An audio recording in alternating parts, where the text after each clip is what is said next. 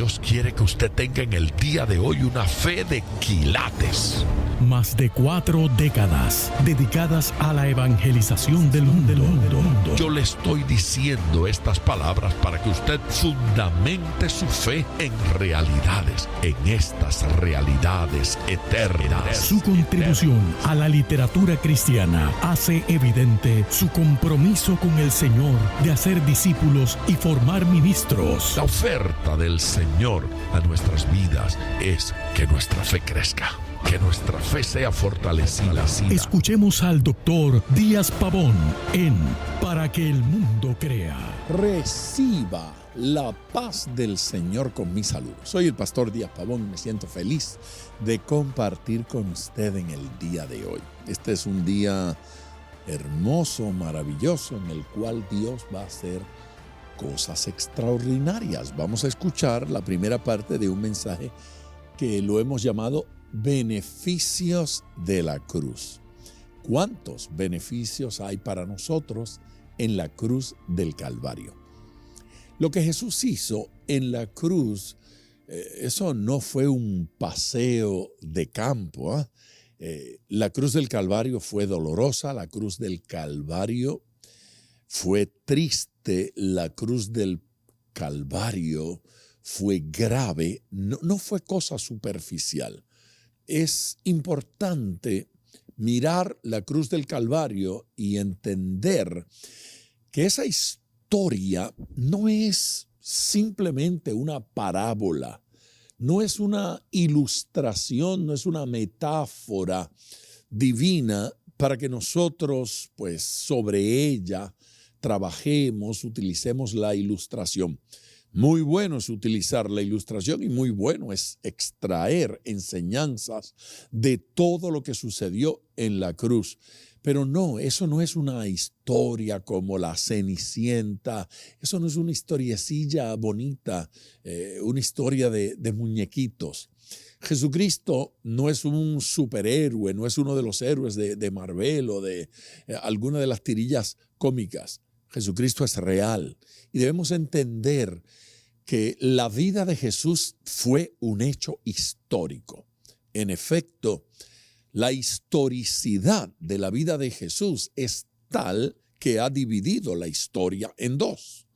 La ha dividido en antes y después de él. ¿Por qué? Bueno, porque la historia no se divide en antes y después del descubrimiento de América, ni antes y después de Marco Polo, antes y después de la llegada del hombre a la luna, pero se divide antes y después de Jesucristo. Así es que cada periódico que da la fecha después de Cristo. Eso es un testimonio de que en efecto existió. En efecto vivió, en efecto vino a la tierra y en efecto pues impactó enormemente la historia de la humanidad. Dicho de esa manera, Jesucristo es un personaje histórico, pero eso no significa que Jesucristo es quien Él dijo que es. Bueno, lo grande de leer y creer las Sagradas Escrituras es que nos conduce a aceptar que Jesucristo es todo lo que dijo que es y que Jesucristo hizo todo lo que dijo que hizo y que Jesucristo hace todo lo que dijo que haría, que Dios tiene todo el poder, que nos describe la Escritura y mucho más allá, porque su poder, su grandeza y su ser trasciende a la palabra humana. Por eso la Biblia escrita no contiene la totalidad. Observe usted que Juan, solo hablando de la vida terrenal de Jesucristo, dice que piensa que en todo el mundo no cabrían los tomos a escribirse si él tuviera que escribir todo lo que Jesucristo hizo. El Evangelio es lo que Jesucristo hizo, lo que Jesucristo dijo y lo que Jesucristo es. Su ser, su palabra, su enseñanza, su doctrina, sus obras, sus milagros, su conducta terrenal. Eso en pleno es el Evangelio. Los 4 evangelios son 4 documentos históricos. De hecho, los historiadores de aquella época mencionan a la persona de nuestro Señor Jesucristo. Es imposible creer en Jesús y no creer en milagros. Resulta imposible creer en Dios y no creer en milagros. Kathryn Kuhlman, la predicadora norteamericana, ya fallecida desde los años 70, Kathryn Kuhlman acostumbraba a decir: creo en milagros porque creo en Dios. No, eso no es un comentario superficial, eso es un comentario que obedece a una seria reflexión. Es imposible creer en Dios y no creer en milagros. ¿Sabe que hubo un presidente en los Estados Unidos que decidió hacer un evangelio editado? Él dice: me gusta la persona de Jesús, me gustan las enseñanzas, los principios de Jesús, pero no me gusta lo de los milagros, porque eso no lo creo. Así es que él mandó a prepararse una Biblia sin milagros, un evangelio sin milagros. Un evangelio sin milagros no es evangelio, porque en primer lugar es un milagro que Dios haya venido del cielo a la tierra. Es un milagro que Dios se hiciera hombre. Es un milagro la muerte de Jesús, la vida de Jesús y la resurrección de Jesucristo. De modo que creer en Dios es creer en milagros. Creer en Cristo es creer en milagros. Hoy hay milagros disponibles para nosotros. No se trata de que en el día de hoy Dios tiene una cajita, 4 o 5 milagritos para hacer. No. Se trata de que en su relación con Cristo, en su relación con Jesús, usted puede esperar que esa gracia maravillosa, milagrosa, se manifieste a favor suyo. Dios quiere manifestar su poder milagroso. Vamos a escuchar este mensaje. Antes de ir al púlpito para escucharlo, yo quiero exhortarle a que llame, yo quiero exhortarle a que escriba, yo quiero exhortarle a que se comunique con nosotros. El número telefónico es el 305-228-9697. La idea es que llame y comparta su petición. Crea que Dios le va a hacer un milagro. 305-228-9697. Llame ahora. Hay gente esperando su llamada para orar con usted y para compartirme esa petición a fin de que yo ore también. Por otro lado, si usted prefiere escribirme, les recomiendo que utilice las redes sociales. Envíeme un correo electrónico. Mi dirección electrónica es biblia@diaspavon.com. Repito, biblia@diaspavon.com. Será mi alegría, mi privilegio y mi gozo poder orar con usted y orar por esa petición que usted tiene. Vamos a escuchar el mensaje y yo regreso en tiempo de oración para interceder por cada una de las personas que haya llamado al púlpito. Isaías capítulo 53. Debe sonar extraño que en la celebración de un Viernes Santo, cuando el tema central es la cruz, cuando el tema central es la muerte de nuestro Señor, decidamos leer un pasaje del Antiguo Testamento. Uno tiene que decir, ¿no le parece, doctor, que este pasaje está desubicado? Es que el capítulo 53 del libro de Isaías es la profecía antiguo testamentaria de lo que habría de suceder en el Calvario. La cosa interesante es que este libro se escribe aproximadamente 8 siglos antes de la crucifixión. Bueno, 8 siglos antes del nacimiento de Jesús. 8 siglos. Si no le suena mucho, porque en estos escenarios bíblicos se habla de miles de años, ¿no es cierto? Pues piense que 8 siglos es más tiempo que el que hace que Cristóbal Colón descubrió América. ¿Sí? Y ya América no luce igual. Entre lo que vio Colón cuando llegó a América y lo que hoy es América hay una distancia enorme. En la forma en que se vivía y la forma en que se vive hoy. Es como descubrir que una profecía en detalles se hubiese dado 300 años antes de la llegada de Colón y que hubiese dicho en detalles algunas cosas que están ocurriendo en el día de hoy. Uno piensa, pero es que ya la gente no se transporta de la misma forma, no hablan de la misma forma, no hacen juicios de la misma manera. ¿Cómo fue que este Isaías pudo profetizar en detalles? A veces da la impresión de que Isaías lo vio en mejores detalles que los mismos evangelios. Capítulo 53 y versículo 1. Vamos a leerlo, ¿les parece?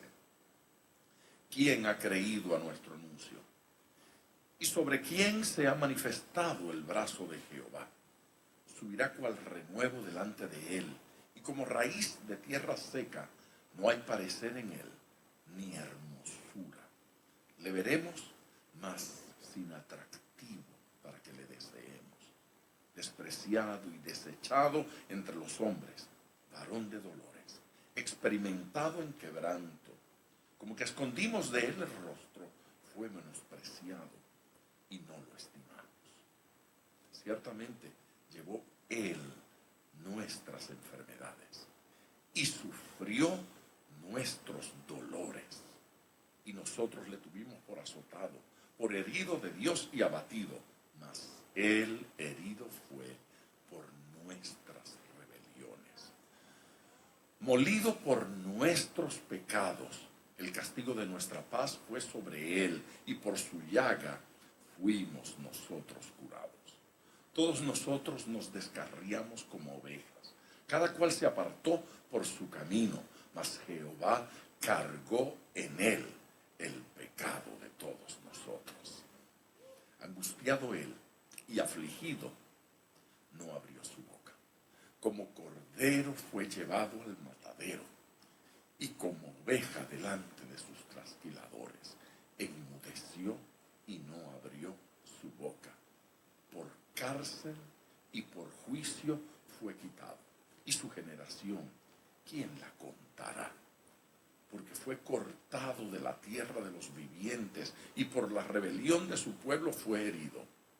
Y se dispuso con los impíos su sepultura, mas con los ricos fue en su muerte. Aunque nunca hizo maldad, ni hubo engaño en su boca. Con todo eso, Jehová quiso quebrantarlo, sujetándole a padecimiento. Cuando haya puesto su vida en expiación por el pecado, verá linaje. Vivirá por largos días, y la voluntad de Jehová será en su mano prosperada. Verá el fruto de la aflicción de su alma, y quedará satisfecho por su conocimiento. Justificará a mi siervo justo a muchos, y llevará las iniquidades de ellos. Por tanto, yo le daré parte con los grandes, y con los fuertes repartirá despojos. Por tanto, derramó su vida hasta la muerte, y fue contado con los pecadores, habiendo él llevado el pecado de muchos y orado por los transgresores. Usted debe darle gloria al Señor.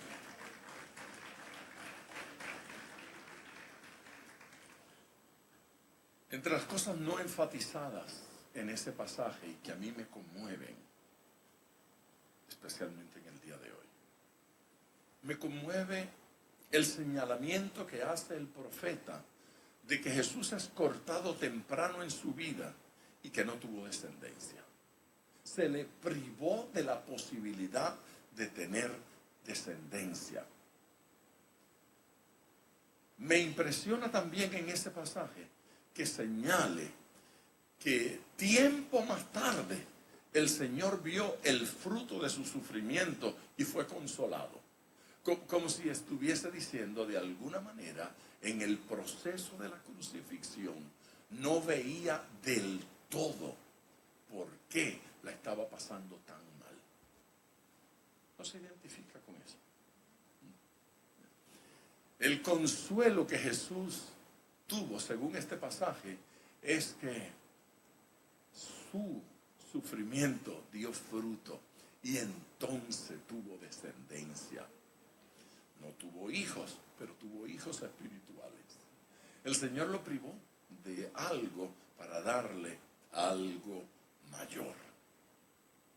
De alguna forma, en el proceso de su sufrimiento, Él no estaba del todo enterado de qué era lo que estaba pasando. Claro, cuando yo digo cosas como esa, la gente abre los ojos bien grandes, porque dicen, pero Dios lo sabe todo. Pues Jesús no. Jesús ignoraba muchas cosas y constantemente en el Evangelio nos va mostrando cómo Jesús se iba enterando de cosas. En ese proceso de despojarse de su gloria, dejarlo todo para hacerse hombre, algo ocurrió. Pero Jesús lo encontramos en la cruz del Calvario todavía, en su día final, preguntándole al Padre, por ejemplo, ¿por qué me has abandonado? Así es que no se nos debe hacer difícil la idea de que Jesús no lo sabía todo. Y en algún momento dijo que no sabía cuándo iba a regresar. No sabía cuándo habría de ser el fin de los tiempos. Dijo que el Padre lo tenía en su potestad, su privada potestad. La idea de que Jesucristo todo lo sabía no es bíblica. Hoy lo sabe todo.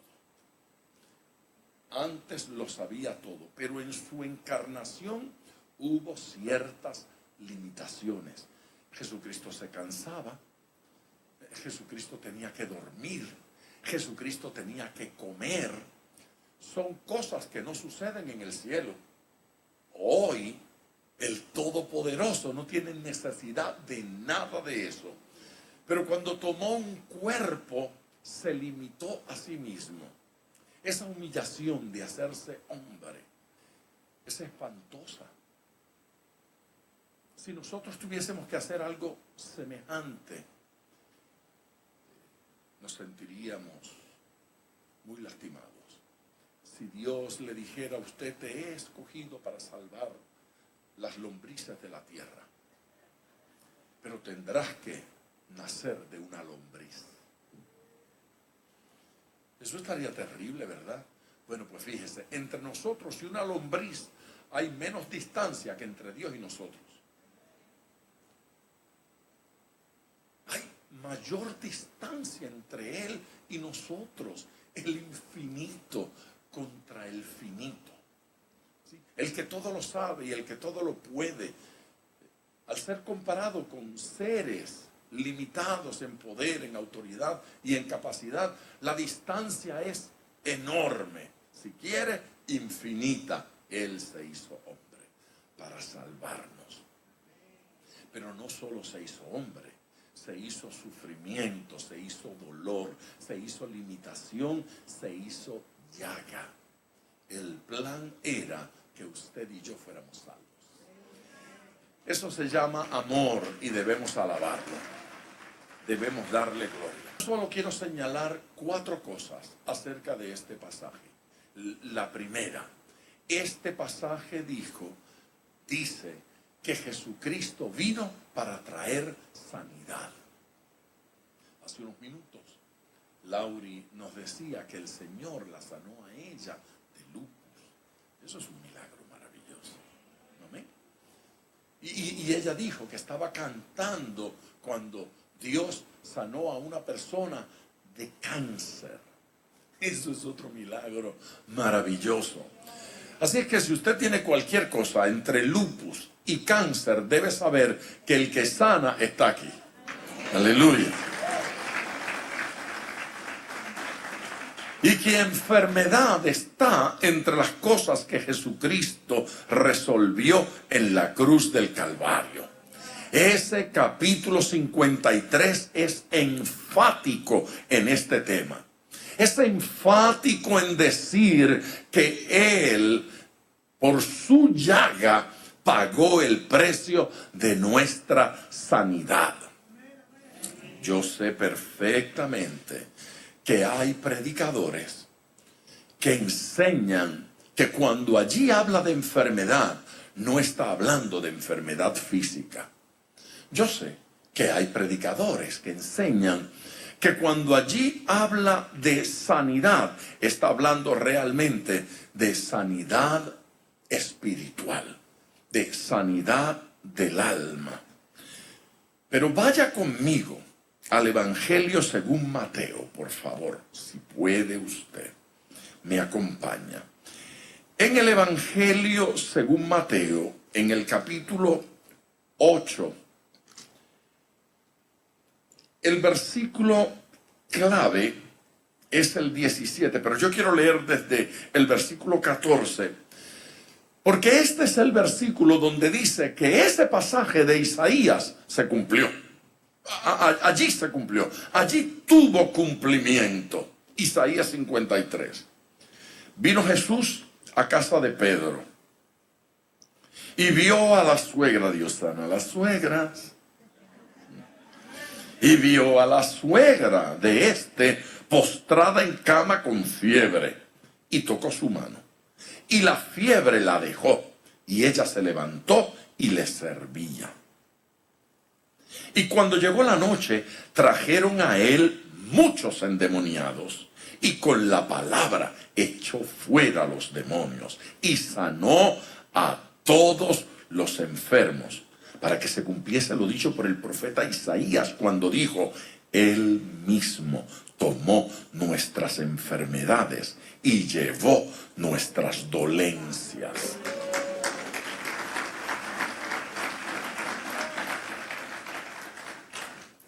Mire lo que es, aquí van las ofensas, mire lo que es ser un teólogo irresponsable.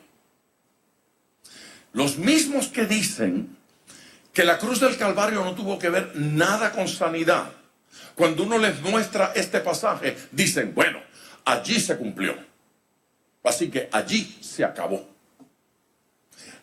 Entonces, eso es ser un teólogo irresponsable. Entonces yo respondo a eso. Bueno, pues entonces, cuando usted encuentra en la Biblia a uno que Jesucristo perdonó, allí se cumplió y usted se fastidió. Yo soy malcriado. Todo el mundo lo sabe. Eso no es nada nuevo. Porque a mí me parece que hay que maltratar a una persona que insulta la Biblia de esa manera y que insulta la cruz de Cristo. En la cruz del Calvario, Jesucristo resolvió el problema de nuestra enfermedad.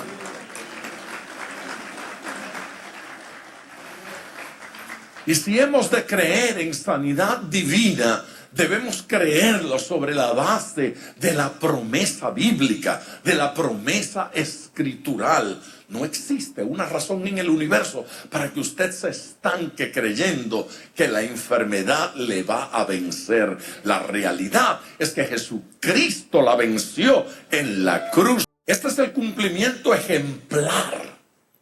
Ese fue un ejemplo de cómo se aplica lo que sucedió en la cruz del Calvario.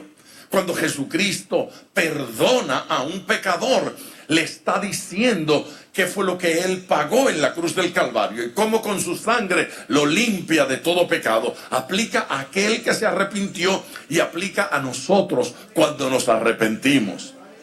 Entonces, cuando la cruz del Calvario habla de sanidad, es una promesa para todos nosotros. Me decía un mal teólogo en una de esas conversaciones: bueno, pero entonces, si es así, no nos enfermaríamos nunca, porque ya Cristo llevó nuestra enfermedad en la cruz del Calvario. Y yo lo miré y le dije: ¿y usted no ha vuelto a pecar desde que Cristo lo perdonó? Entonces aceptó que él sí ha pecado otras veces. Le dije: usted ha pecado y se le nota. A mí no me traiga cuentos. Yo sé lo que es pecar. Yo soy un experto. ¿Sí? Usted no ha pecado. Entonces, ¿qué me mira mal?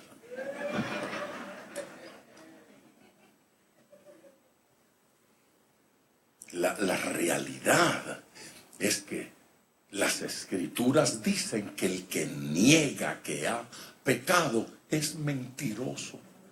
La Biblia dice que el que niega que ha pecado es mentiroso. Pecador sí, mentiroso no. Uno tiene que reconocer los errores que comete. Uno tiene que reconocer las metidas de patas que da. Uno tiene que reconocer las cosas impropias que hace, porque esa es la única manera de conquistar la gracia y el perdón del Señor para nuestra vida. Cuando nos sinceramos con Él, su gracia y su perdón nos alcanza. Hay sanidad física en la cruz del Calvario para nosotros. Amén. Hay sanidad del alma. Hay sanidad del corazón. Hay sanidad de las enfermedades espirituales. La gente vive víctima de enfermedades espirituales que no resuelven. Ahora, además de sanidad física, hay libertad del pecado. No nos liberta simplemente de conciencia de pecado. Nos liberta del pecado. ¿Cuál es la diferencia? Le voy a decir cuál es la diferencia. La diferencia ocurre cuando usted va a un consejero. Ese consejero se puede llamar psicólogo, psiquiatra, se puede llamar amigo, se puede llamar trabajador social. Usted va a un consejero y el consejero le dice: ¿te sientes así? ¿Te sientes deprimido porque te estás acusando a ti mismo? Te estás denunciando a ti mismo. La sociedad te ha enseñado que eso es malo y por eso tú te sientes mal, pero tienes que perdonarte a ti mismo. Y entonces los hombres se perdonan sus adulterios. Ay, yo me perdono. Perdonan sus mentiras. Perdonan su violencia, su malcriadez, sus chismes. ¿No es cierto? Y nos perdonamos. Y entonces después de un rato ya no me siento tan culpable. ¿Sí? El consejero nos dice: eso le pasa a todo el mundo. Tú no eres el único que le pegas a tu mujer. Yo le he tenido que dar su pescozón de vez en cuando a la mía. No todos los días. Y solo cuando se lo merece. La idea es que usted no se sienta tan culpable. Y resolvemos un problema de conciencia culpable. Me siento culpable de algunas cosas. Ya no me siento tan culpable. Ya sé que yo no soy el único mentiroso. Ya sé que no soy el único exagerado. Ya sé que no soy el único que roba. Ya sé que no soy el único que en lugar del diezmo del 5%. Ya sé. Un mes sí, un mes no. Ya sé. Entonces ya no me siento tan culpable. Jesucristo en la cruz del Calvario no vino a resolver un problema de conciencia. Jesucristo vino a resolver un problema de pecado. El pecado no es conciencia culpable, es culpa. Es culpa, ¿sí? Cuando pecamos somos culpables, ¿sí? No es que nos sentimos culpables, Soy culpable, aunque no me sienta culpable. Basta con que Dios diga que es pecado para que sea culpable. No es asunto de cómo me siento. Es un asunto real. Jesucristo murió en el Calvario para resolver un problema real. Se llama pecado, se llama culpa. Él lo quiere erradicar de manera plena de nuestra vida. Hay alguien aquí que le da gloria al Señor. De regreso con ustedes en tiempo de oración. Momento para ir delante del Señor. Si todavía no ha compartido su petición con nosotros, este es el momento de hacerlo. Levante el teléfono y marque 305-228-9697.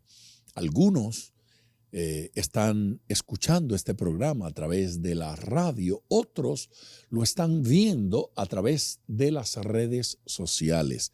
Estos sermones, estas enseñanzas, las mantenemos en nuestro canal de YouTube para que puedan ustedes verlo en cualquier otro momento. Y nuestro canal de YouTube es simplemente Pastor Díaz Pavón. Vaya a YouTube y busque Pastor Díaz Pavón.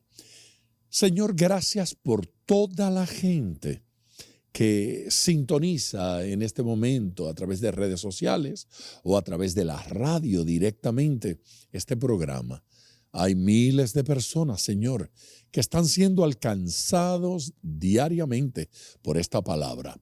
La bendición ha sido abundante, los testimonios hermosos.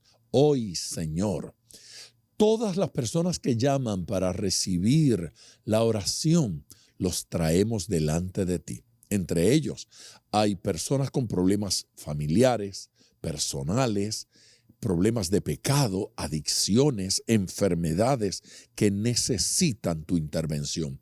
Yo declaro y confieso sobre la vida de cada uno de ellos tu toque sanador. Provoca hoy el cambio, provoca la transformación, provoca el milagro, Dios Santo. Glorifícate en sus vidas, en el nombre de Jesús. Amén, Señor Dios. Amén.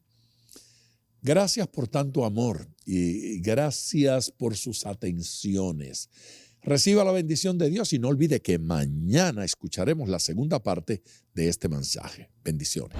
Gracias por sintonizar para que el mundo crea. Con el Dr. Díaz Pavón, nuestro ministerio desea brindarle acceso a este programa descargando gratuitamente la aplicación DPM Radio. Para oración, comuníquenos su necesidad llamando al 305-228-9697. 305-228-9697. O en las redes Facebook e Instagram bajo Díaz Pavón Ministries.